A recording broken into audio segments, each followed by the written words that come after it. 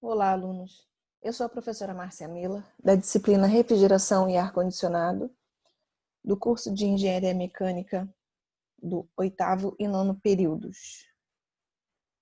Na aula de hoje nós vamos falar sobre compressores. Os compressores são, como a gente costuma dizer, né, o coração de um sistema de refrigeração. Por quê? Porque é ele, a partir dele, que a gente consegue garantir que haja um aumento na pressão. E esse equipamento, né, ele pode ser de vários tipos. Então, aqui nós listamos, né, alguns tipos que nós vamos conversar na aula de hoje. Então, eles podem ser do tipo alternativo, parafuso, palhetas, de lóbulos, scroll ou centrífugo. Nós vamos falar, em princípio, do compressor alternativo, né, que como o nome mesmo está dizendo, ele alterna um movimento. Então, ele transforma um movimento, né, de movimento rotacional num movimento translacional. A gente vai ter, aqui tem um exemplo dele, né? Depois a gente vai até conversar sobre esse tipo aqui, que é o semihermético. Então, nós vamos ter aqui um conjunto cilindro-pistão, né? Esse pistão, ele vai comprimir o fluido que vai estar dentro do cilindro, vai haver um conjunto de válvulas, né? Uma válvula para admissão e válvula para descarte. Então, a partir do momento que a válvula de admissão ela é aberta, o fluido entra nesse cilindro, aí o pistão começa a comprimir, a válvula então fechada, as duas válvulas permanecem fechadas, né? Todas as válvulas. O pistão comprime esse fluido até que ele se torne ligeiramente, com uma pressão ligeiramente maior do que da descarga, fazendo com que esse fluido escoe, né, de dentro do cilindro, de dentro da câmara, para a linha de descarga que vai para o condensador. Então, a partir de agora, nós vamos falar um pouquinho mais, né, sobre esses compressores alternativos. Então, eles podem ser abertos, herméticos ou semi-herméticos.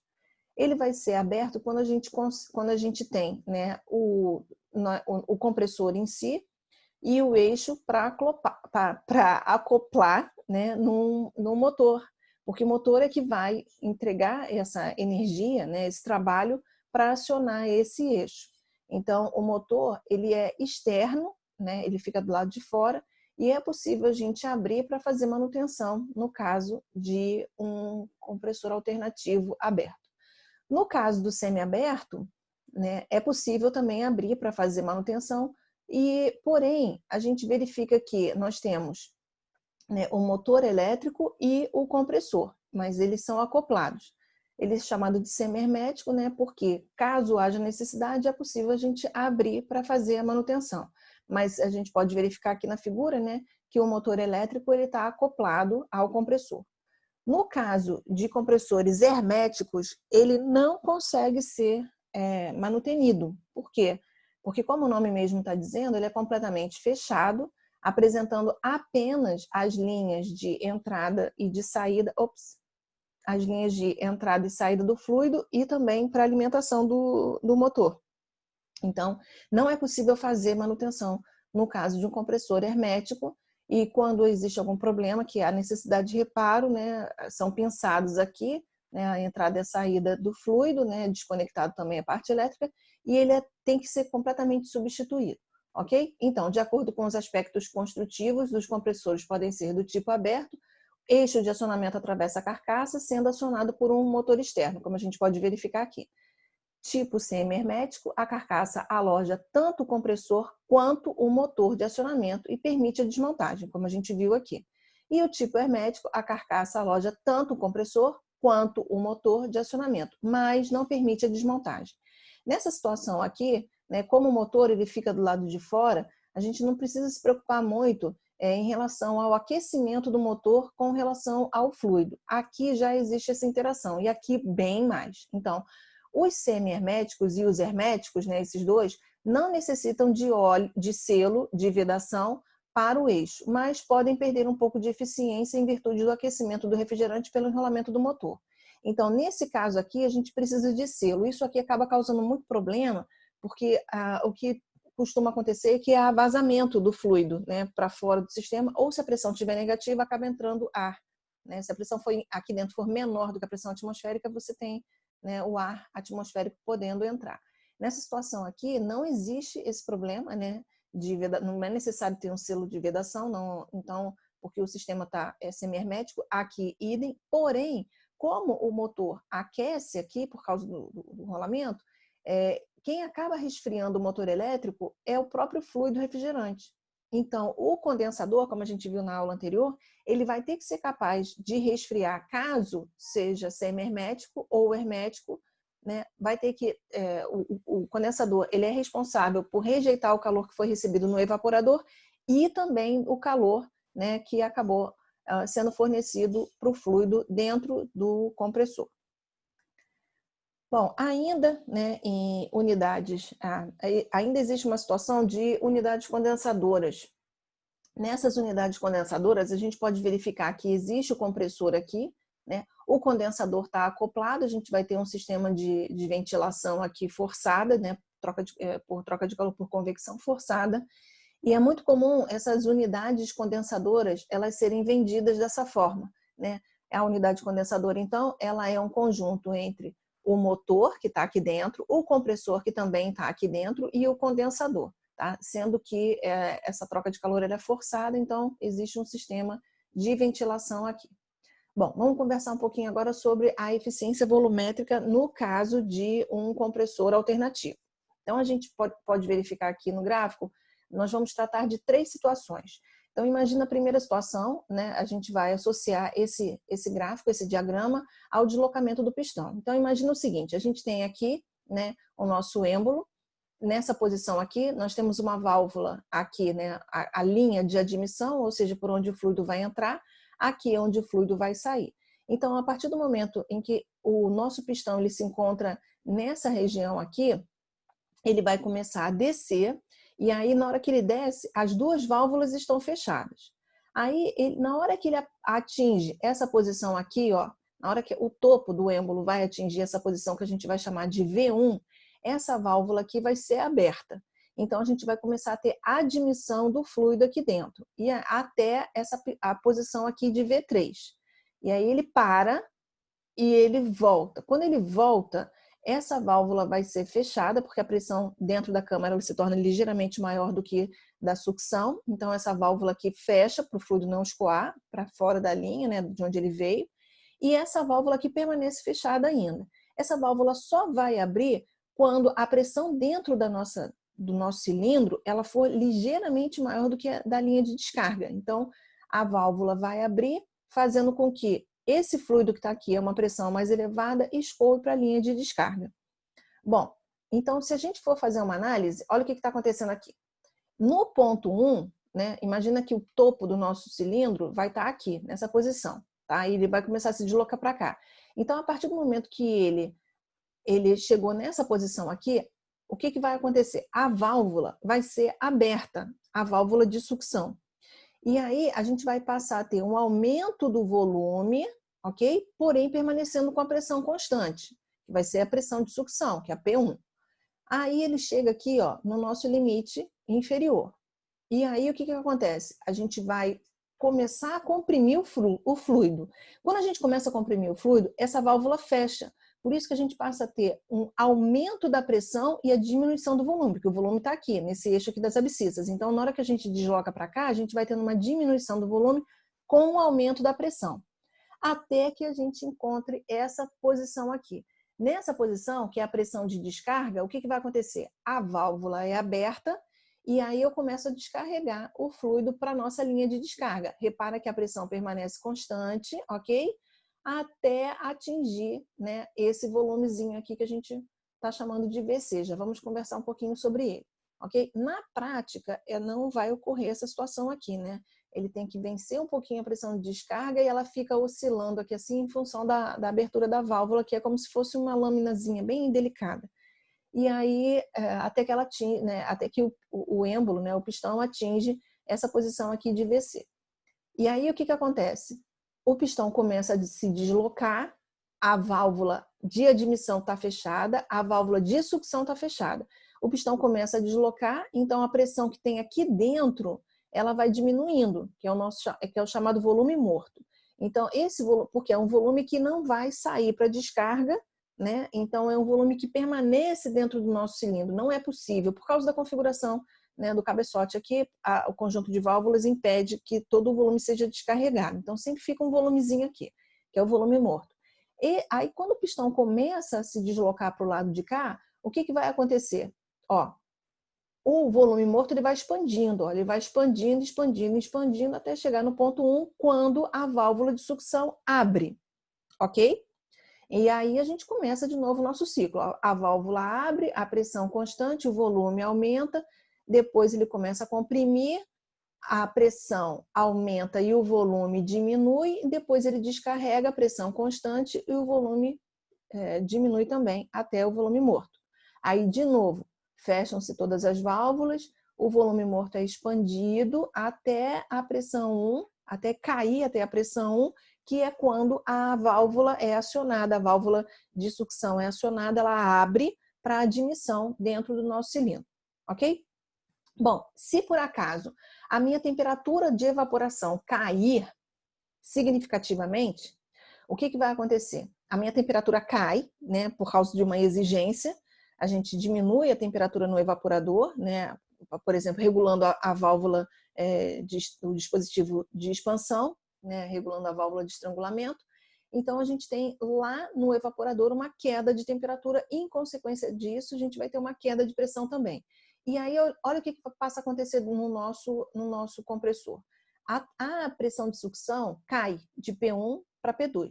Então, o que vai acontecer? Como a pressão lá está pequena, né, o nosso volume morto está aqui, o nosso pistão está aqui.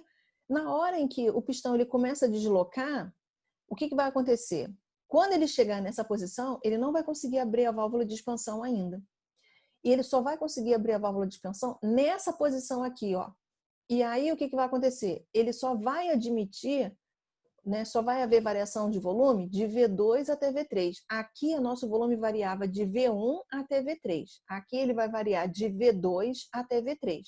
No ponto V3, né, ele vai parar, porque a gente chegou no limite máximo que ele poderia deslocar, e aí a gente começa o processo de compressão. Ó. Aí fecham-se as duas válvulas, comprime, comprime, comprime, comprime, como? Aumentando a pressão, diminuindo o volume, até chegar na pressão de descarga. Quando chega na pressão de descarga, a válvula abre, ele descarrega aquela quantidade de volume, ok?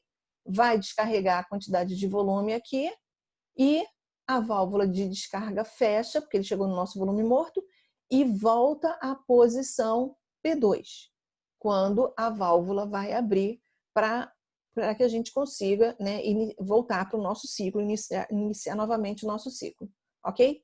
Vamos supor que a nossa pressão caia mais ainda, vai cair para o ponto 3. Quando ele chega nessa pressão do ponto 3, olha só o que vai acontecer. O pistão, ele se desloca, ele vem, e a válvula não abre, porque a pressão daqui está muito, muito pequena. Então, ele chega até o limite máximo do deslocamento, e sabe o que aconteceu? A válvula não vai abrir. Então, o nosso processo, aí depois o pistão vai, comprime, mas também a válvula de descarga não vai sair nada. Então, o nosso processo ele vai ocorrer dessa forma aqui, ó.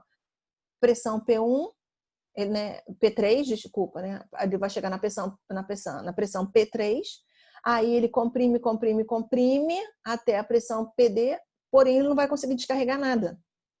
E aí depois o pistão desce, aí ele vai ter uma diminuição da pressão e do volume, porém a válvula não vai abrir.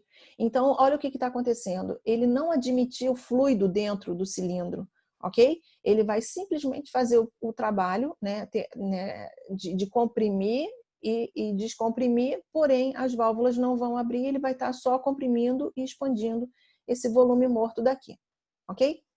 Bom, nós vamos chamar de eficiência volumétrica efetiva a vazão que entra no compressor e a taxa de deslocamento do compressor. Quem é a taxa de deslocamento do compressor?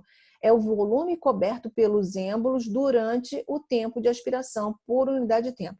Aí você fala, Márcia, é êmbolos? É no plural? É no plural sim. Porque às vezes um pistão ele pode ter um compressor alternativo, ele pode ter 1, 2, 4, 6, 8 pistões, né? E aí a gente vai ter que calcular a partir, né, de todos esses pistões. Se a gente for verificar, olha só, na situação de P1, a gente vai ter, né, qual é o volume coberto? O volume coberto vai ser V3 menos V1. Na situação 2, a gente teria V3 menos V2. E na situação 3, V3 menos V3, ou seja, zero. Ok? Então, vazão que entra no compressor, a gente vai dividir pela taxa de deslocamento do compressor, ou seja, quanto que o compressor deslocou. Ok? Isso aqui a gente vai multiplicar por 100, porque a gente vai dar um valor dessa eficiência, ela é calculada percentualmente. Bom, vamos falar agora de eficiência volumétrica de espaço nocivo, mas antes é necessário que a gente entenda a definição de fração de espaço nocivo. Nós vamos chamar essa fração, ela é adimensional, mas a gente vai usar a percentual, por isso que nós estamos multiplicando aqui por 100. Essa fração de espaço nocivo, ela é calculada a partir da razão entre o volume de espaço nocivo, que a gente vai chamar de VC, e a volume 3, né, que é o volume máximo que pode ser admitido dentro do nosso pistão, menos o volume de espaço nocivo. Esse volume de espaço nocivo, ele vai estar associado à pressão de descarga, ok? Então, a gente pode verificar aqui no gráfico, tá vendo? Que quando a gente tinha o valor de PD, a gente vai ter esse volumezinho aqui, que é o volume de espaço nocivo, ok? Bom, a gente vai chamar de eficiência volumétrica de espaço nocivo, ela é calculada a partir da variação. Vamos usar a pressão P1, por exemplo, né, como exemplo.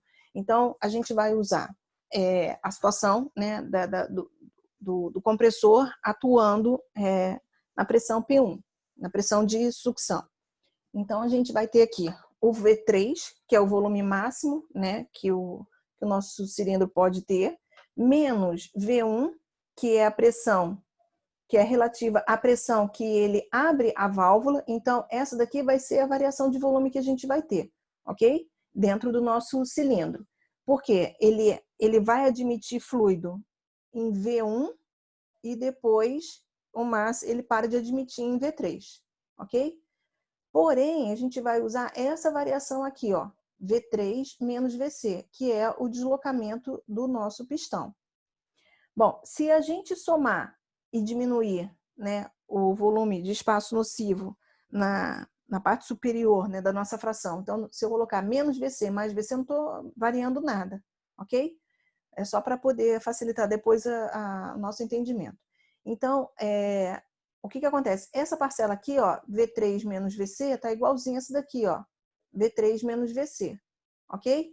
Então, aqui ficaria 1 mais 100, então ficaria, vezes 100, desculpa, ficaria 100 mais essa parcela que vai ficar aqui, ó, VC menos V1, V3 menos VC, vezes 100.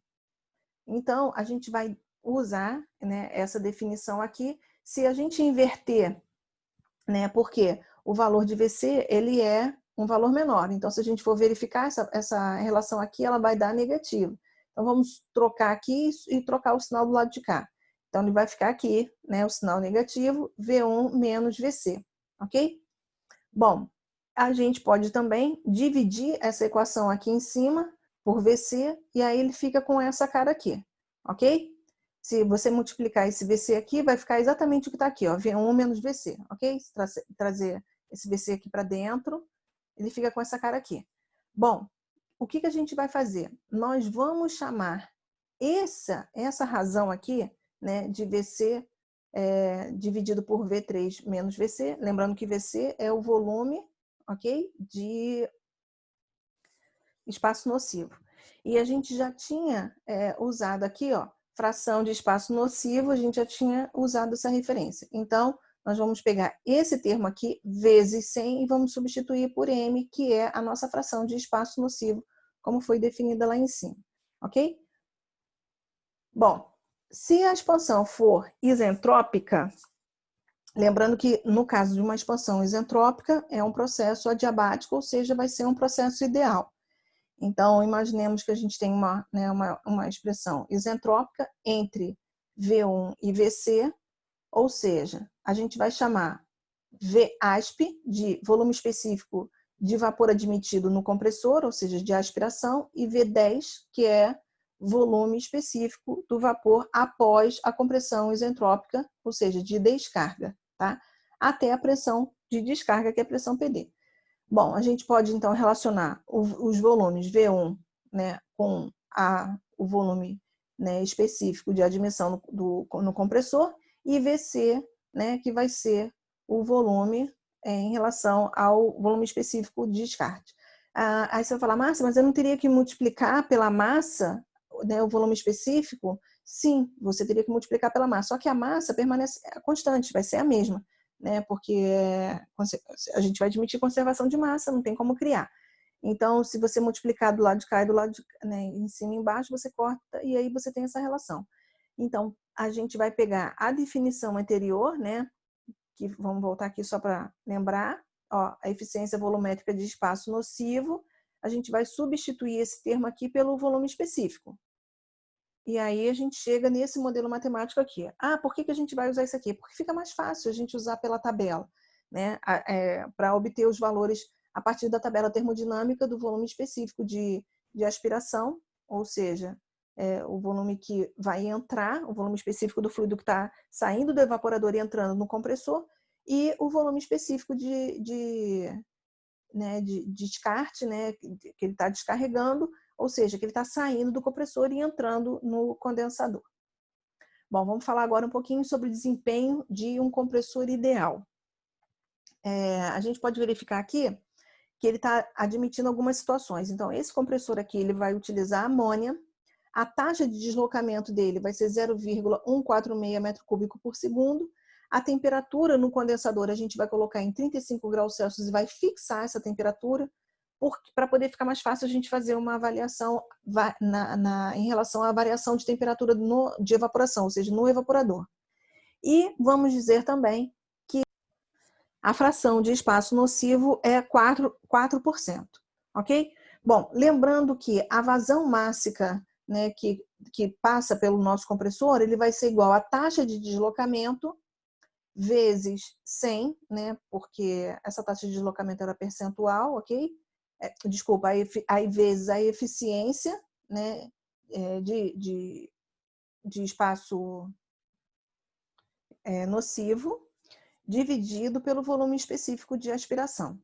Bom, lembrando que essa taxa de deslocamento aqui, ó, foi dada por esse valor, ou seja, metro cúbico por segundo. Na hora que a gente divide pelo volume específico, ele vai me dar uma vazão mássica. E aí a unidade vai ser quilograma por segundo, como a gente pode verificar aqui no nosso gráfico. Bom, vamos entender aqui essa situação. Ele está colocando uma situação bastante crítica, né? A amônia ela consegue trabalhar realmente com valores muito, muito baixos. Bom, se a gente for fazer uma análise aqui, olha o que está acontecendo. Em relação ao nosso rendimento. Então, aqui o rendimento nosso vai ser 0 e ele vai aumentando até chegar a um valor de 100%. Bom, ele chega a 0 com uma temperatura de aproximadamente uns menos 60 graus Celsius e o rendimento vai chegar a um valor máximo, sei lá, em torno de 30 e poucos graus Celsius. Como que a gente obtém esse valor aqui de 0, né, e o valor lá em cima? Vamos voltar aqui para o nosso modelo matemático para poder entender. Na hora em que a nossa temperatura cai a um valor muito, muito baixo, ele vai chegar naquela situação onde a pressão também caiu para um valor muito, muito baixo. E vai ser exatamente o que a gente havia conversado aqui inicialmente. Então, o que vai acontecer? A válvula de sucção vai abrir, porém nenhum fluido vai ser admitido. Então, ele vai comprimir também e nenhum fluido vai ser descarregado. Então, o que vai acontecer? O pistão ele não vai conseguir ter vazão ocorrendo aqui. Então, a gente vai ter o pistão se deslocando, porém não vai ter fluido entrando nem saindo. Para essa situação, qual vai ser o rendimento? 0, ok? E qual vai ser a vazão? 0 também, não tem fluido entrando nem saindo no nosso compressor. A partir do momento que a gente vai aumentando a temperatura e, consequentemente, aumentando a pressão, aí a gente vai chegando naquelas outras situações, né, de P2 e P1. Então, você vai tendo aqui um aumento da vazão, ok? Até chegar a um ponto máximo, né? Ele não coloca aqui, mas, por exemplo, se a gente fosse continuar, ele chegaria aqui a um valor de 35 graus Celsius, que corresponde à temperatura no nosso de condensação. Se isso acontece, repara que não tem necessidade do compressor atuar, porque a temperatura no evaporador vai ser exatamente igual à temperatura do condensador. E aí a eficiência seria máxima, porque nem precisaria do compressor, e também a vazão também seria máxima, porque é como se as válvulas nem precisassem atuar, abrindo e fechando, porque o fluido passa direto sem a intervenção do compressor. É claro que essa situação não é uma situação que vai acontecer, né? Então, é uma situação bem utópica, ok? Bom, vamos entender então agora como a potência, que é uma propriedade importantíssima para nós, ela vai variar, né, de acordo com a temperatura de evaporação. Então, primeiro, vamos lembrar aqui como que a gente calcula a potência. A potência vai ser o produto da vazão pelo aumento da entalpia na compressão isentálpica. Então, como que a gente vai fazer esse cálculo? A pressão, né, a potência, desculpa, vai ser igual à vazão máxima vezes a variação da entalpia dentro do nosso compressor. Então, vai ser a entalpia de descarga, que é H2, menos a entalpia, né, de sucção, que vai ser H1, ok? Vamos lá, aqui, a mesma situação, né? Se a gente não tem eficiência nenhuma, nesse caso aqui, a nossa potência vai ser zero, ok? Por quê? Porque não tem vazão, lembra que a gente estava falando sobre aquela situação do P3? Né? Em P3 não tinha escoamento de fluido, então a minha potência vai ser zero, por quê? Porque a minha vazão vai ser zero, ok? E em compensação, o trabalho, né, de compressão, ele tem um valor bem alto aqui, porque ele vai, lembrando que o trabalho de compressão é apenas a variação de entalpia, ok? Então vai ter uma variação de entalpia da entrada do compressor até a saída do compressor. Por isso que o trabalho de compressão não vai ser igual a zero. Porém, a potência de compressão vai ser igual a zero, por quê? Porque a potência de compressão vai ser igual a vazão vezes o trabalho de compressão, que é a variação de entalpia. Então, a partir do momento que a minha vazão dá zero, a minha potência vai dar zero, mesmo que esse termo aqui seja diferente de zero, nesse caso aqui está em 70 kJ por quilograma. Bom, a partir do momento em que a gente vai aumentando a temperatura, em consequência, a gente vai aumentando a pressão também, lembra? Saindo da pressão P3, indo para a pressão P2, para a pressão P1, a gente vai tendo aqui, ó, um aumento da potência. Por quê? Porque a gente vai ter um aumento da vazão, ok? Porém, o que vai acontecendo? A gente vai chegar a um pico aqui, um valor máximo. A potência da gente, ela vai ser igual a zero em duas situações. Uma, se a minha vazão for igual a zero, que era a situação lá de P3, ok? Quando o pistão se desloca, porém não vai ter fluido entrando nem saindo, porque ele não consegue superar, né? A variação de pressão é muito grande. Ou então a variação de entalpia também vai ser igual a zero. Quando que a variação de entalpia foi igual a zero? Quando a entalpia de sucção foi exatamente igual à entalpia de descarte. E aí isso vai acontecer quando? Lembra que a gente estava usando para a situação onde a temperatura do condensador era 35 graus Celsius? Olha aqui. Quando a temperatura de evaporação também for 35 graus Celsius. Então, a entalpia de sucção vai ser igualzinha à entalpia de descarte, a variação, né, do nosso ΔH aqui vai ser igual a zero, porque o trabalho de compressão também vai ser igual a zero, visto que o trabalho de compressão é a variação da entalpia. Então, o que vai acontecer? A nossa pressão vai ser zero quando a nossa vazão aqui for zero, e a nossa potência, desculpa, gente, a nossa potência aqui vai ser zero quando a vazão for zero ou quando a variação de entalpia, ou seja, o trabalho de compressão for zero. Então, aqui vai ser zero, né, em função do trabalho de compressão ser zero, a potência vai ser zero. Aqui, a vazão é zero e a nossa potência também vai ser zero. Né? Então, a gente pode verificar que entre esses dois zeros, a gente vai ter um aumento da potência até um pico, um valor máximo aqui. Esse pico deve ser evitado. O que acontece na maioria das vezes é que o compressor ele vai trabalhar à esquerda desse pico, né, do lado de cá. As temperaturas, né, elas estão em torno ali de menos menos 10 graus Celsius, por aí, né? As temperaturas são menores do que 0 graus Celsius, costumam ser menores do que esse valor, principalmente se tratando de um ciclo de amônia, né? Que a gente trabalha com temperaturas muito, muito baixas. Então, o que costuma acontecer é que a gente evita esse pico de potência aqui. Na maioria das situações, né, quando, por exemplo, você liga o aparelho, então a temperatura do evaporador ela vai estar em equilíbrio com a temperatura externa. Então, quando você vai dar uma partida, olha só o que vai acontecer. Ele vai aumentando a potência conforme vai baixando a temperatura até ele chegar no pico.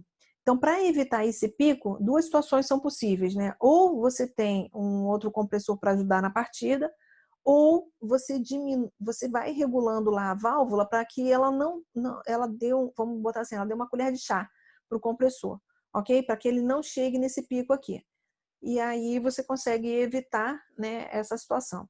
A outra situação também é que você pode superdimensionar o compressor para que ele consiga passar por esse pico aqui, mas aí acaba sendo uma situação um pouquinho mais cara.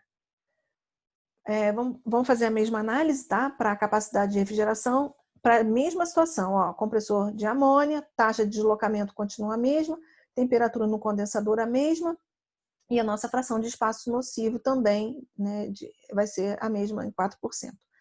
E então a gente está fazendo uma análise em relação à temperatura de evaporação. Como a gente pode verificar aqui, ó, a mesma situação, ok? A gente está vendo aqui, ó, a capacidade de refrigeração. Essa capacidade de refrigeração ela vai ser igual à vazão máxima vezes o efeito refrigerante. O efeito refrigerante é aquela quantidade de calor que a gente vai tirar, a variação de entalpia, tá bom? Dentro do evaporador. Então, a mesma situação que a gente tinha antes, lembra? De P3, né? Quando o pistão ele se desloca, porém não vai ver a admissão, né, de fluido dentro do cilindro. Então, a vazão vai ser igual a zero. Então, nessa situação aqui, ó, a capacidade de refrigeração ela é igual a zero, por quê? Porque não vai ter vazão. Então, esse lado aqui vai ser zero, ok? E, né, por outro lado também, a gente, na hora que a gente vai tendo o aumento da vazão, a gente vai ter um aumento significativo da capacidade de refrigeração. Por quê? A gente vai ter também um aumento, né, um incrementozinho de H1 em relação a H3. Por quê? Por mais que a gente fixe o valor de H3, né, que vai ser o valor da entalpia que vai entrar no nosso fluido, a gente vai acabar tendo, que vai entrar no nosso evaporador, a gente vai acabar tendo um aumento, né, da temperatura e consequente da pressão e em consequência também da entalpia. Então, a partir do momento que a gente vai aumentando a temperatura de evaporação, a gente aumenta a pressão e aumenta também a entalpia. Por isso que esse efeito de refrigeração, aqui ó, nessa curva, ele tem um leve aumento em função do aumento que vai haver da entalpia da sucção no compressor por causa do aumento da temperatura de evaporação, aumento da pressão e também, em consequência disso, um aumento da entalpia. Bom, ainda nas mesmas condições, né, como a gente já havia falado aqui anteriormente, e variando a temperatura de evaporação, mas mantendo fixa a temperatura de condensação, vamos ver o que acontece com relação ao coeficiente de performance. O coeficiente de performance é também chamado de coeficiente de eficácia, ok? E a vazão em volume de refrigerante. Então, nessa situação aqui, ó, a gente vai ter uma situação envolvendo zero, né, ou seja, próximo a zero, muito, muito, muito baixa, e depois a gente vai tendo um aumento, né, no nosso coeficiente de performance. Por que isso acontece? Vamos lembrar aqui. Como que a gente vai calcular o coeficiente de performance? O que eu quero sobre o que eu gasto. O que nós queremos? Aqui o efeito refrigerante, a quantidade de calor que vai ser retirada por unidade de massa do nosso evaporador. E isso aqui é o que a gente paga, ou seja, vai ser o trabalho por unidade de massa, né, produzido recebido no compressor. Ou seja, a entalpia né, que o fluido está sendo descarregado, menos a entalpia do que o fluido foi admitido. No caso do evaporador, vai ser a entalpia que sai do fluido que está saindo do evaporador, menos a entalpia do fluido que está entrando no evaporador. Bom, se a gente mantém essa temperatura em 35, eu estou fixando o valor de H2, ok? E, em consequência disso, nós teríamos uma entalpia muito pequena para temperatura pequena, ok? Então, se isso aqui é muito pequeno e isso aqui é maior, o que vai acontecer? Aqui embaixo eu vou ter um valor alto e eu vou ter, quando eu aumento a minha variação de entalpia aqui, eu diminuo o meu coeficiente de performance. A partir do momento que eu vou aumentando o valor da minha entalpia, como que a gente faz isso? Aumenta a temperatura e aumenta a pressão. Então, eu vou ter o aumento da entalpia do ponto 1, que é o ponto de sucção do compressor. É o ponto que está saindo, né, do evaporador. Na hora que a gente aumenta isso aqui, o que vai acontecer? Esse valor de H1 vai se aproximar ao valor de H2. Quando esses dois valores se aproximam, esse valor aqui embaixo ele vai ficar muito pequeno, de tal forma que o meu coeficiente de performance ele fica muito elevado, o meu coeficiente de eficácia fica muito elevado. Então, a partir do momento que a gente aumenta a temperatura, aumenta a entalpia 1, a gente tem um aumento do coeficiente de performance, e a gente consegue verificar isso na curva. Essa outra curva aqui, de vazão volumétrica por unidade de capacidade, ela tem uma diminuição, porque em função do estado que o fluido vai entrar no compressor. A partir do momento em que a gente vai tendo um aumento da pressão, o que vai acontecer? Eu vou ter um aumento da temperatura e da pressão, a gente vai ter uma diminuição do nosso volume específico. E quando a gente tem uma diminuição do nosso volume específico, a gente vai ter uma diminuição da vazão volumétrica por unidade de capacidade. Bom, agora, a partir de agora, a gente vai fazer uma outra análise. Agora a gente vai manter fixa a temperatura no evaporador em menos 40 graus Celsius, o mesmo equipamento, ok? Compressor de amônia, taxa de deslocamento 0,146, a mesma... a gente usou aqui uma outra letra, né? Mas, enfim, é a mesma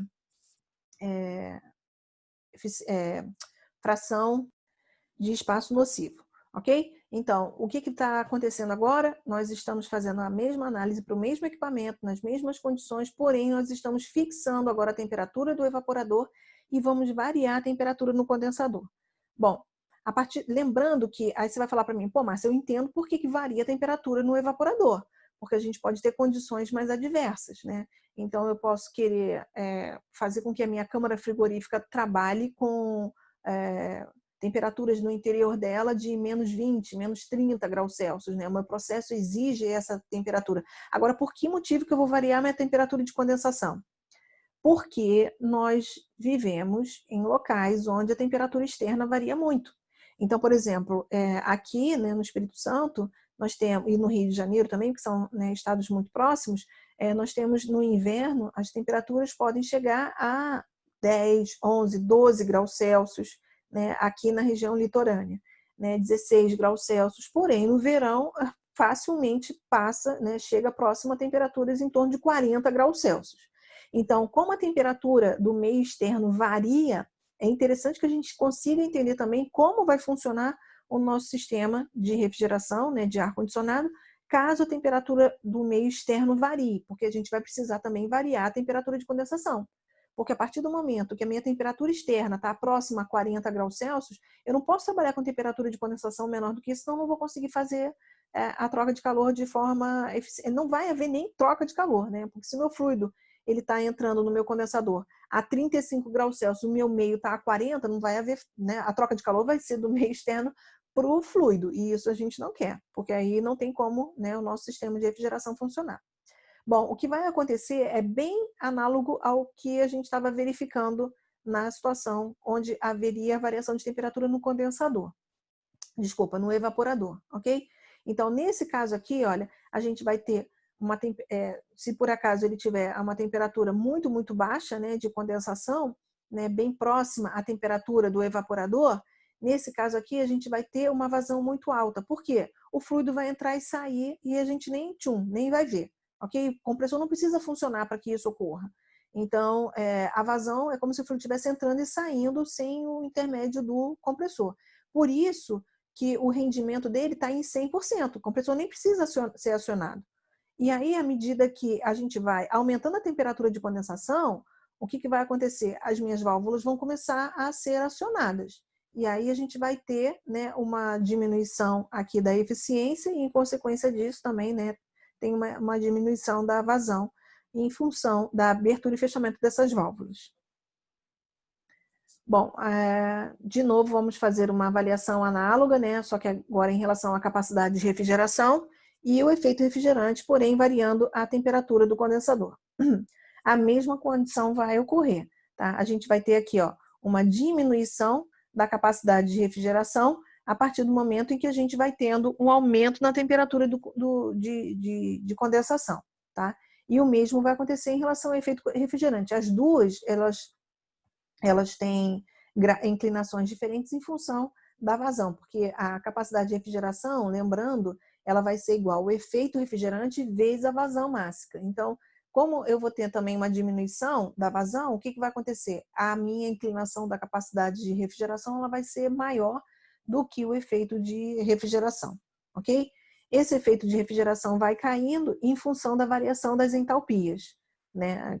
Porque à medida em que a gente vai tendo um aumento da temperatura de condensação, a gente vai ter uma diminuição em relação aos valores de entalpia. Por quê? Porque o fluido que vai sair do condensador, ele vai sair com uma temperatura mais alta, ou seja, meu H3 vai estar alto, e em consequência disso ele vai alterar também o valor do meu H4 e acaba influenciando também o efeito de refrigeração. Lembrando que o efeito de refrigeração vai ser H1 menos H4. Então, na hora que a gente aumenta a temperatura que ele está saindo, né, do condensador, a gente aumenta a temperatura que ele vai sair do dispositivo de expansão, que vai ser, no caso, o nosso H4. E aí, como o H4 aumentou, o efeito de refrigeração é H1 menos H4, então essa diferença vai acabar diminuindo em função do aumento da entalpia na entrada do nosso evaporador. Vamos fazer agora uma análise em relação à potência, né? Funciona de maneira bem análoga. Então, nessa situação aqui, a gente vai ter vazão zero, ok? Mesma situação que a gente tinha para variação, né, em relação à evaporadora, que a gente vai ver aqui em relação ao condensador, mantendo fixa essas condições, ok? Então, o que está acontecendo aqui? Eu tenho zero de vazão, por isso que eu vou ter zero, porque a temperatura de condensação vai ser igual... Desculpa, a temperatura de condensação vai ser igual à temperatura de evaporação. Então, nessa situação aqui, a gente vai ter a vazão máxima, tá? Mas o problema é que não vai ter o trabalho de compressão, porque a entalpia de entrada vai ser exatamente igual à entalpia de saída. Por quê? É a mesma condição que vai estar o condensador, vai estar o evaporador. Então, aqui, o fluido entra e sai, e sem a necessidade do uso do compressor. Por isso que a potência de acionamento dele, a potência de compressão é zero, ok? E, em consequência disso, o trabalho de compressão também vai ser zero. Por quê? Porque a potência de compressão, ela vai ser igual ao trabalho de compressão vezes a vazão máxima, ok? Então, nesse caso aqui, por mais que a gente tenha uma vazão máxima, o trabalho de compressão vai ser zero, então a potência vai ser zero. A partir do momento que a gente vai aumentando o valor do trabalho de compressão, a gente também vai aumentando a potência de compressão. Repara que a inclinação é maior, porque aqui a gente vai ter também a vazão máxima, né, atuando. A partir desse ponto aqui, lembra o que vai acontecendo? O gráfico não continua aqui, mas a gente vai chegando àquela situação de P3, né? Que seria um zero, mas por que o gráfico não chega? Porque a gente não vai trabalhar com temperaturas acima de 50 graus, né, na temperatura de condensação. Isso é inviável, isso não existe. Mas se a gente pudesse trabalhar aqui, ó, imagina que ele estaria a 80, né, graus Celsius, 70 graus Celsius, por exemplo, que não faz sentido, por isso que não aparece aqui no gráfico, né? Seria aquela situação em que eu teria vazão máxima igual a zero em função dele estar naquele ponto P3, né? A pressão ser igual à pressão P3. Bom, a mesma análise a gente vai fazer, né, para a razão entre as pressões de descarga e admissão e em relação ao rendimento volumétrico.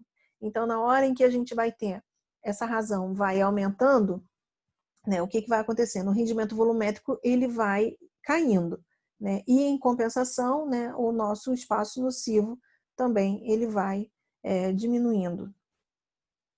Vamos falar agora então sobre a eficiência de compressão, né? A gente já havia conversado sobre isso, né? Ela é calculada dessa forma: trabalho de compressão isentrópica dividido pelo trabalho real de compressão, ok? Vamos tentar entender também como funciona aqui a temperatura de descarga no compressor. Acabei esquecendo de falar, né? Essa eficiência aqui de compressão, ela varia dependendo do tipo de compressor, né? Então, por exemplo, num compressor alternativo aberto, ela é em torno de 70% mais ou menos. Por que a eficiência não é mais alta, né? porque existe perda de carga, né, em função da entrada e de saída das válvulas, né? Então, isso acaba diminuindo bastante a eficiência de compressão. Bom, em relação à temperatura de descarga do compressor, a gente pode verificar que nós temos um gráfico, né, com 4 fluidos aqui, né, amônia, o R22, o R12 e o 502. Bom, primeiro problema em relação à temperatura de descarga do compressor. Quando essa temperatura é muito alta, a gente passa a ter uma decomposição do óleo. Então, o óleo ele diminui muito significativamente a viscosidade dele e ele perde, né, bastante a eficiência, porque ele não faz o que ele tem que fazer, né, que é fazer tentar diminuir o atrito entre as peças móveis, né? Então, existe a decomposição do óleo lubrificante e a redução da vida útil das válvulas em função, né, dessa falta de lubrificação por causa da alta temperatura do óleo, que faz com que ele fique menos viscoso. Isso acaba, às vezes, causando um problema muito maior, porque o óleo também ele pode sair, né, do compressor, e se você não tiver um separador de óleo, ele acaba contaminando as paredes do condensador. Aí você imagina, o condensador é um trocador de calor. Na hora que você coloca óleo nele, você está fazendo um filme impedindo que haja troca de calor. Então, assim, principalmente os compressores de amônia e o cabeçote esfriado por... Ah, tá. Acabei que nem falei sobre isso, né? Bom, se a gente consegue, se a gente reparar aqui no nosso gráfico, o que está acontecendo? Nós temos aqui uma temperatura de condensação, que ele está variando de 0 até 50 graus Celsius, mais ou menos, e a temperatura de descarga. Olha o que está acontecendo. Nesse caso aqui, a gente tem temperaturas mais baixas, de 12, né, com o refrigerante R12 e o R502. No caso do R22, ele vai ter temperaturas mais altas na hora que ele for descarregar. Então, se a temperatura de condensação é 40 graus Celsius, né, o que vai acontecer? Ele precisa aqui, ó, de uma temperatura de descarga, vai ser, no caso do R22, vai ser maior. Da amônia vai ser bem maior ainda. É por isso que está essa informação aqui. Como a da amônia é bem maior, no cabeçote é necessário um resfriamento de água. Então, é bem interessante quando a gente verifica lá os compressores, né, que utilizam amônia, eles precisam ser resfriados. Então, a recomendação é que a gente trabalhe, né, com temperatura de descarga em 35 graus Celsius. Mas é claro que a gente precisa verificar isso em relação também à temperatura do meio externo. Então, se a gente estiver trabalhando com temperaturas mais severas, essa temperatura de 35 graus Celsius ela não vai ser suficiente para que haja uma troca de calor eficiente, né, uma rejeição de calor eficiente.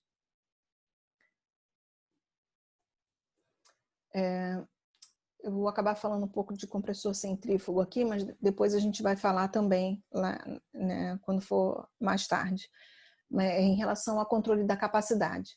Então, é muito comum que um sistema ele vai operando, depois de um certo tempo ele vai atingir o regime permanente, né? Então, vai haver uma redução da carga térmica e, em consequência disso, uma diminuição da temperatura e da pressão. Bom, quando isso acontece, alguns sistemas, né, para ter o controle dessa capacidade, eles adotam determinados procedimentos, vamos colocar assim. O primeiro procedimento, né, quando a gente tem essa redução da carga térmica e, consequência, né, disso, o compressor ele não precisa entrar com aquela carga toda, no caso de compressores, né, de pequeno porte, e ficou porto aqui é porte, tem um sistema liga-desliga do compressor. Porém, isso aqui não é muito aconselhável, porque você acaba, no momento que você liga, você tem um pico de potência, né, de consumo. E isso acaba aumentando significativamente a energia gasta, vamos colocar assim, né, o consumo do equipamento. Outra forma também é fazer o controle da rotação do motor, né, do compressor. Antigamente tinha um alto custo, né? É o que a gente chama de inverter. Por quê? Ele vai diminuindo a velocidade de rotação do compressor, em consequência disso ele diminui a vazão e o consumo fica menor. E aí o controle é feito dessa forma. A partir do momento em que há um aumento da carga térmica, em função do aumento da temperatura do recinto, o que acontece? A velocidade de rotação aumenta e em função disso a gente tem um aumento da vazão. O mais usual também, eles fazem para sistema de grande porte, tá? A desativação de cilindros. Então, ele mantém as válvulas de admissão abertas. Essa outra forma aqui a gente vai conversar mais à frente, porque ele coloca aqui o ângulo de inclinação das válvulas que vão entrar no compressor, tá? Mas ele não é muito utilizado no compressor alternativo que a gente está vendo aqui, mas nos compressores centrífugos. Bom, vamos conversar agora sobre um outro tipo de compressor, que é chamado compressor parafuso. E como a gente consegue verificar aqui, né, em corte, a gente tem 2 parafusos, né, e eles funcionam, né, um gira num sentido, o outro gira no outro sentido, fazendo com que o fluido que se encontra entre eles tenha o seu volume diminuído. Em consequência disso, ele vai ter um aumento da pressão e aumento da temperatura também. Esses compressores parafuso, eles são um pouco mais parrudos, então eles conseguem trabalhar com o fluido na fase líquida também. Existem várias configurações, a gente está vendo aqui, né, 2 parafusos, mas tem essa outra configuração aqui com 4 parafusos.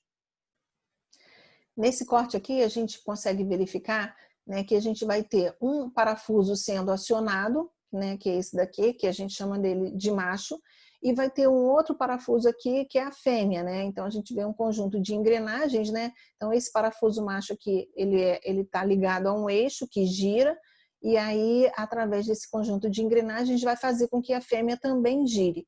E o fluido, ele fica contido, né, pela carcaça, que a carcaça externa, ela fica parada, estacionária, enquanto esses 2 parafusos, né, tanto o macho quanto a fêmea, vão girar, fazendo com que o fluido que está entre eles seja comprimido. Nessa configuração, ele geralmente é admitido pela parte superior e descarregado pela parte inferior. Como vai haver uma ligeira diferença de pressão, né, em função desse fluido estar sendo impelido, né, para sair, essa diferença de pressão, né, que vai haver na câmara de compressão em relação à linha de sucção faz com que o fluido escoe, né, da linha para dentro da câmara de compressão. E aí garantindo também a continuidade, né, do escoamento. Esse tipo de compressor ele costuma ser mais silencioso do que o compressor alternativo. Bom, vamos falar agora sobre as características de desempenho. Então, a gente vai relacionar aqui, né, a razão de pressão com a eficiência de compressão de acordo com a razão de volume. Quando o compressor ele descarrega, né, esse ponto, né, ele vai depender do projeto, né, o ponto em que o compressor vai descarregar em função da diminuição do volume. Então, a gente vai estabelecer uma relação, uma razão, né, entre esses volumes e a gente vai chamar de razão de volume, né, que vai ser a razão do volume interno que ele ocupava, né, quando entrou e na saída dele, né, do compressor, ou seja, a razão, né, do volume de entrada em relação ao de saída. E essa razão também está associada às pressões internas, por isso que a gente usa ali razão de pressão. Então, a gente vai ter a razão de pressão, que é a pressão da entrada, né? A pressão que ele está saindo, dividido pela pressão de entrada. Então, a gente consegue verificar, olha, que existe, né, uma variação que vai chegar até 8, né, em alguns casos. Nesse caso aqui, a gente consegue verificar que a eficiência do compressor ela tem um comportamento bastante interessante, né? Ela vai aumentando a partir do momento em que a razão das pressões aumenta e ela chega num determinado valor máximo. Essa eficiência ela vai diminuindo em função, às vezes, do desgaste, né? Mas repara que ela mantém mais ou menos, ela cai muito pouco, né? Ela vai mantendo mais ou menos, né, essa eficiência de compressão. Claro que tanto a razão de pressão, né, quanto a razão de volume, eles vão depender diretamente do projeto. Então, existem alguns projetos que vai haver necessidade da pressão no evaporador ser muito menor do que a pressão no condensador. Então, a gente vai ter um aumento nessa razão de pressão, né, e, em consequência, também acaba tendo, né, uma razão de volumes também que pode variar significativamente. Em relação ao controle da capacidade, para esse tipo de compressor é muito complicado, né? A gente não tem como variar muito a capacidade, né? Tem uma válvula que fica na parte superior que dá até para a gente fazer, mas não é muito interessante ficar mexendo na capacidade desse compressor, porque ele acaba gerando perda grande em relação à eficiência, né? Na redução da capacidade dele. Então, esse tipo de compressor ele é utilizado para trabalhar numa determinada faixa e não é interessante a gente ter, né, situações onde haja uma variação grande. Outro tipo de compressor também que a gente vai falar hoje são os compressores de palheta. Por que ele tem esse nome? Porque ele tem palhetas, né? Como a gente pode verificar aqui. Como que é o princípio de funcionamento dele? A gente vai ter um cilindro aqui que ele vai girar e eles não são... eles não têm o mesmo centro, né? Então, o que vai acontecer? Imagina que ele vai ser admitido aqui, então o fluido entra por essa válvula aqui de admissão, e aí esse cilindro começa a girar. A gente vai ter essas palhetas aqui que elas podem se deslocar nesse sentido. Então, repara que na hora que né, o nosso compressor, né, na hora que o cilindro estiver bem próximo aqui à carcaça, o que acontece? Essa palheta vai estar no ponto, né, vai entrar o máximo possível. A partir do momento que ela vai se deslocando, essa palheta ela vai saindo, né, desse orifício. Para quê? Para que ela faça a vedação, ok? E aí, ó, a gente verifica aqui que na admissão a gente tem um determinado volume, esse volume ele vai diminuindo até que ele diminui bastante e vai ter a descarga aqui. E aí a descarga do nosso sistema, a pressão vai estar bem mais alta. Então a gente vai ter a sucção por essa linha aqui, o fluido é comprimido até sair por essa outra linha aqui. Nessa situação aqui, né, a gente pode verificar que existe óleo, então vai ter um recipiente aqui que vai fazer com que, mesmo que o óleo seja carreado, esse óleo depois ele volta, né, para o nosso compressor de palhetas. Por que ele tem esse nome? Em função dessas palhetas que tem aqui. Esse compressor não pode trabalhar com pressões muito altas, porque senão às vezes acaba ocorrendo fuga, né? Quando a pressão aqui fica muito maior do que a pressão nessa câmara de lado de cá, ele tem fuga, né, desse espaço menorzinho para outro espaço maior. Então, por isso que é necessário colocar um número maior de palhetas para que não haja uma variação de pressão muito grande entre essas câmaras, para evitar que haja fuga, ok? Bom, a gente pode calcular a taxa de deslocamento, né, metro cúbico por segundo, a partir desse modelo matemático aqui, onde A é o diâmetro do cilindro, B vai ser o diâmetro do cilindro menor, né? Então a gente vai ter aqui uma área, né, que corresponde ao cilindro maior menos a área do cilindro menor, o comprimento desse cilindro, né, porque ele tem um comprimento que é perpendicular à visão em corte que a gente está enxergando aqui, e a velocidade de rotação, que nesse caso aqui está em radianos por segundo, para que a gente tenha no sistema internacional a unidade de metro cúbico por segundo. Um outro tipo de compressor que é bastante utilizado é o compressor rotativo de lóbulos. Ele trabalha com fluidos em diferentes fases e com particulado. Ele é utilizado, por exemplo, em transfusões de sangue, né, porque não teria problema em relação a esses particulados, né? Então, aqui a gente vê um esquema do princípio de funcionamento do compressor de lóbulo.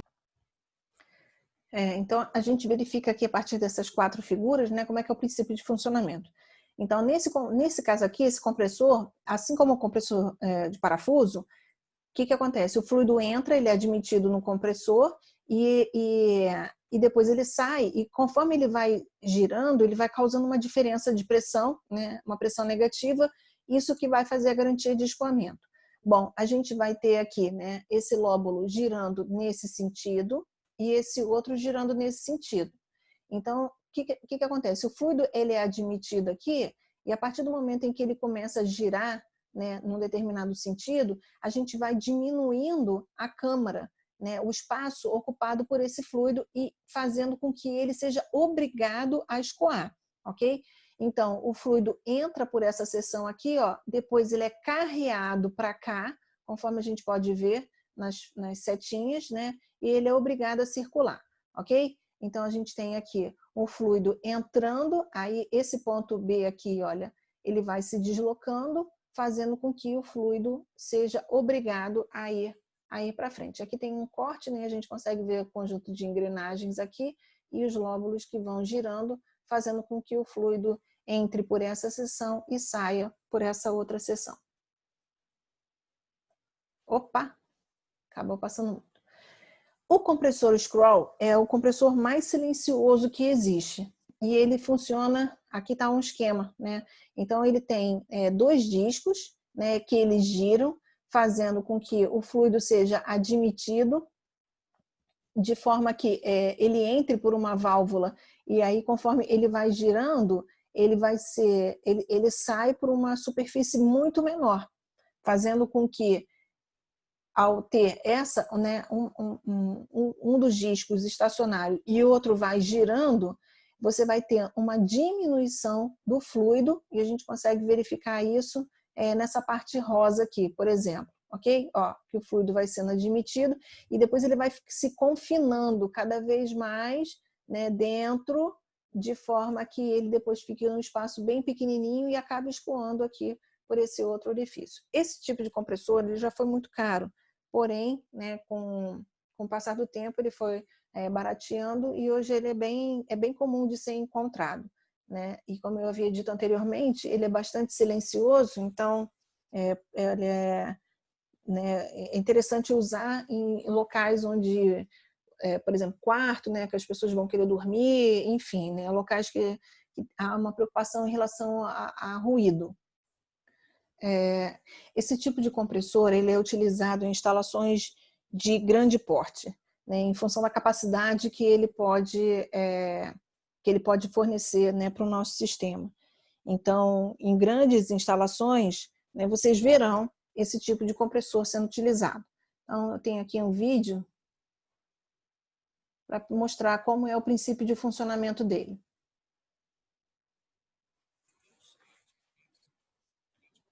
Bom, vamos lá. Essa daqui são aquelas válvulas, né, que vão direcionar a quantidade de fluido que eu vou receber. Então, se ela estiver virada 90 graus, eu vou conseguir receber o máximo. A gente verifica a cor, né, que ele tem. Então, nessa situação, o fluido entra aqui a uma temperatura mais baixa, né, a uma pressão mais baixa também, e a partir desse rotor, o que ele faz? Ele aumenta a pressão e aumenta a temperatura desse fluido, que vai indo depois para outra tubulação, ok? Provavelmente aqui ele pode estar indo para a torre de resfriamento, por exemplo, ok? Então a gente vai verificar aqui, primeiro, na entrada dele, a gente vai ter aqui essas válvulas, vou colocar novamente. A gente vai ter aqui essas válvulas, tá vendo? Elas são reguladas, aqui ele está abrindo para que o fluido entre, agora ela está fechando a válvula, porque depende da capacidade que a gente estiver querendo. Então, nós vamos ter aqui, ó, essas palhetas que vão fazer com que, a partir do momento que o fluido, né, que ela gira, ela vai fazer com que esse fluido, ó,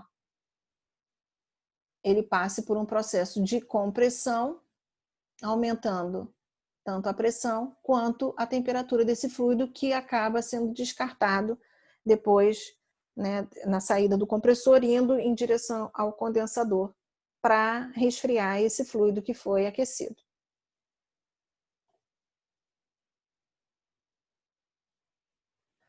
Bom, vamos conversar um pouquinho então sobre as características de desempenho, né, desse compressor.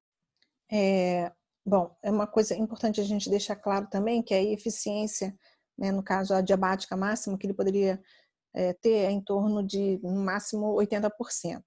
E esse tipo de compressor também, centrífugo, né, ele pode ter 2 ou mais estágios e ele apresenta as características que são bastante interessantes, né, porque vocês já devem ter feito máquinas de fluxo, então ele vai trabalhar com rotor também, né, então ele vai ter um rotor e ele parece um pouco com o sistema de ventilação. A diferença é que no ventilador o fluido entra axialmente, né, como entra no rotor do compressor centrífugo, porém, no caso do ventilador, o ar é tratado como um fluido incompressível, mas nessa situação aqui não. Nessa situação vai haver um aumento da pressão, vai haver um aumento da temperatura, em consequência do aumento da pressão também, ok? Nessa situação aqui, essas pás, né, do rotor de compressor, elas são voltadas para trás.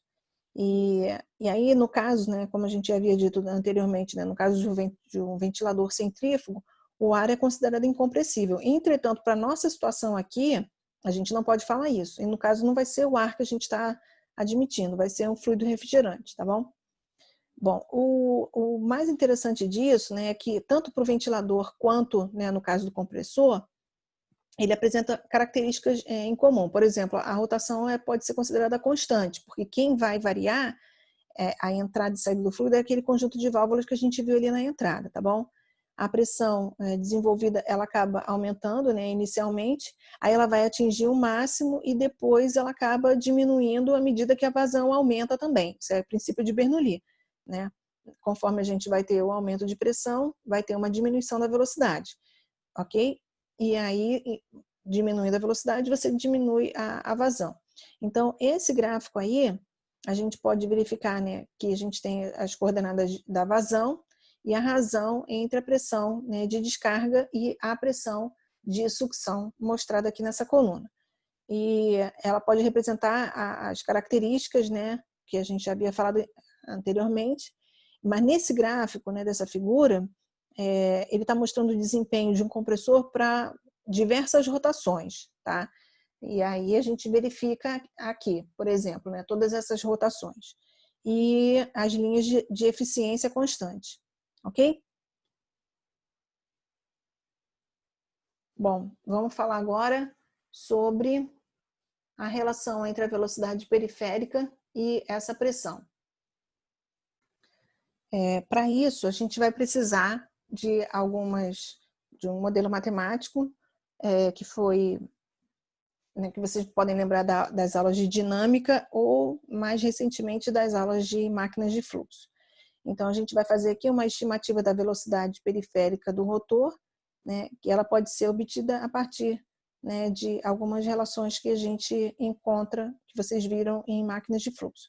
Esse daqui é a equação, né, do momento torsor, né, o que a gente chama de torque, né, que o rotor exerce sobre o gás, e ela é calculada da seguinte forma, né? Esse torque vai ser igual à vazão mássica, que multiplica a velocidade tangencial do refrigerante na saída do rotor, por isso que está aqui no ponto 2, T de tangencial.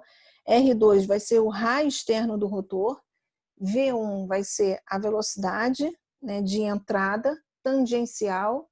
E R1 é o raio médio na seção de entrada do rotor.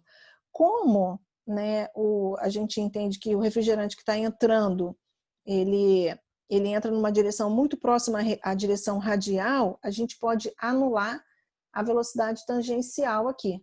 Então, se a gente pode dizer que ela é praticamente zero, né? Então, a gente anula esse termo aqui e aí o que vai acontecer é que o nosso torque vai ser igual apenas a vazão mássica vezes a velocidade tangencial na saída vezes o raio na saída, o raio, né, externo do nosso rotor.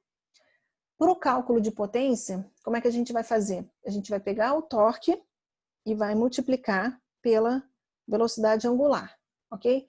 Lembrando que a velocidade angular é igual a velocidade tangencial velocidade tangencial dividido pelo raio. Então, a gente corta o raio aqui e fica a velocidade ao quadrado, a gente acaba obtendo esse modelo matemático aqui, que a potência do eixo vai ser igual à vazão mássica vezes a velocidade tangencial da saída do nosso rotor elevado ao quadrado. A potência de compressão são coisas distintas, tá?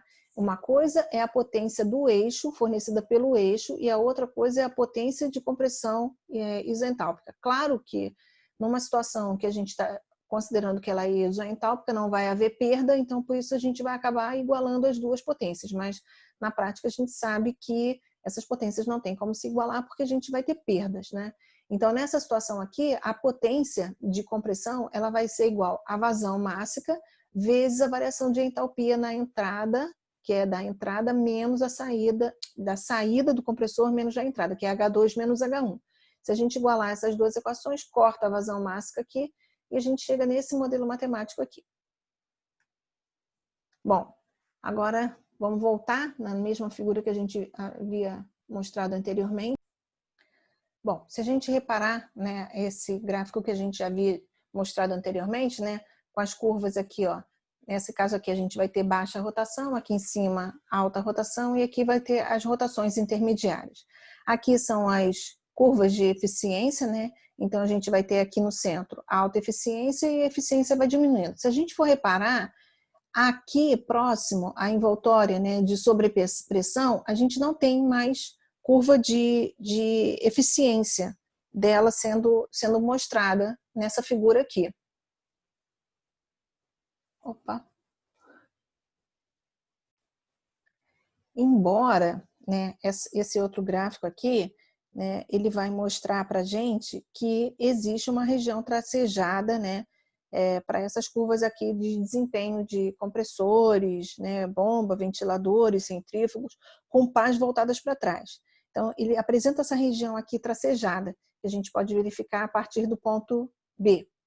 Bom, vamos fazer uma análise aqui. Se a gente for partir do ponto A, né, à medida em que a minha carga de refrigeração vai diminuindo, o que acontece? A minha pressão também vai diminuindo. Então, eu vou sair do ponto A e vou caminhando até o ponto B, ok? Ou seja, vou chegar aqui na minha envoltória de sobrepressão. Se a gente tiver uma diminuição de pressão maior ainda, ele vai se deslocar até o ponto C, né, onde a razão de pressão do compressor é menor ainda. Essa diminuição da razão de pressão, ela se deve à característica que é inerente a essas máquinas centrífugas com pás voltadas para trás, tá? E vai ocorrer a separação, né, do deslocamento dessas pás. E embora a capacidade de refrigeração fique diminuindo, né, em função da vazão, né, quando o ponto de operação, né, se desloca para o ponto C, o que vai acontecer? A carga térmica do evaporador faz com que o refrigerante continue se evaporando e acaba aumentando a pressão de evaporação e, consequentemente, né, vai diminuir a razão de pressão. Então, assim, esse ponto de operação ele se desloca temporariamente para o ponto A novamente, ok? A partir dessa situação, né, a gente vai ter um ciclo que vai representar essa curva aqui. Então, essa sequência, né, do fluido diminuir a vazão, ele ir para o ponto C e depois aumenta a pressão, ele vai para o ponto A, isso a gente chama de sobrepressão. E o que a gente acaba verificando é que acaba tendo muito ruído, né, muita vibração, e vai ter muita flutuação também em relação à carga de compressão e, em consequência disso, no motor. Tá ok? Então, existem dois métodos mais eficientes, né, para controle da capacidade no caso de compressores centrífugos. O primeiro é a regulagem daquelas pás que a gente viu, né, na entrada do compressor, né? Então, regular as pás na entrada, né, do rotor. A segunda é variar a rotação do rotor. Então, nesse caso, esses dois métodos não são tão eficientes assim. E existe uma outra situação que ele pode ocorrer também, que dependendo do grau de inclinação das pás, a gente pode acabar atingindo essa envoltória de sobrepressão aqui e causar o problema que a gente havia descrito anteriormente. Existe também uma outra situação, que eu trouxe até esse gráfico aqui para a gente poder lembrar da situação anterior, né? Um outro método também que é muito pouco eficiente, né? E em função disso ele não é muito utilizado. Ele consiste em variar a pressão de condensação, né? Ou seja, diminuir a pressão de condensação e desativar, né, a pá de descarga, desviar, desculpa, a pá de descarga para aspiração, fazendo com que ele volte, né? Então, essa situação ela é usada só para evitar a sobrepressão, ok? Por quê? Porque na hora em que a gente faz esse movimento, né, você acaba aumentando a pressão e evita a situação dele ficar oscilando, né, tendo uma diminuição da pressão e voltando. Ok? Bom, vou dar por encerrada a aula de hoje sobre compressores. Vocês podem tirar dúvida comigo nas aulas remotas ou no AVA, por mensagens ou nos fóruns. Desejo bons estudos e boa sorte.